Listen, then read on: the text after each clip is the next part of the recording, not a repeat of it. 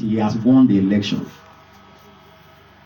Now, when I was praying for him, I told God, for the fact that this young man did not go to a native doctor, he came to your son, he came to a priest of God. I declare him victorious in this election. You see, I have a reason to give God why that guy must win. His opponent called Hilary Bison. In December, he only sent 10,000 naira through Benki to come and give to me and say he needs support. There are people who have passed the level of taking bribe. We cannot send our vote. I'm not telling you, any of you here to take your piggies and go and vote Doro. One, he has no respect. Walter, yesterday, making the second time he's coming here. We talk, but that one, feel of pride. So why do you want such people?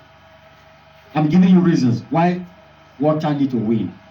Because he's so humble and he's accessible. He tried to bring that relationship. There are people, once God bless them with any little thing, they become very pompous of themselves. Every other person become a trash. Tell me, God said, tell me why I must bless you. Look at the church. By April, we should be celebrating our 4 years. I know that the doctrine is very difficult. People are afraid of the church. They say the laws are too many. And that's why I'm thanking God for all of you. Despite the commandment, the plenty commandment that we are teaching in this church, you are still saying, I must die there.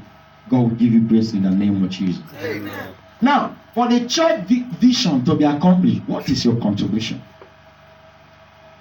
Either evangelical wise, prayerfully. How many of you are actually praying for this vision? Praying for the church expansion.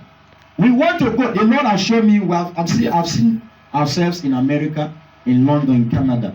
South Africa, I've seen us several times. We are going back there, where I came from. What is your contribution? How do we get there? We cannot use our legs. When some of us, even when God has blessed us,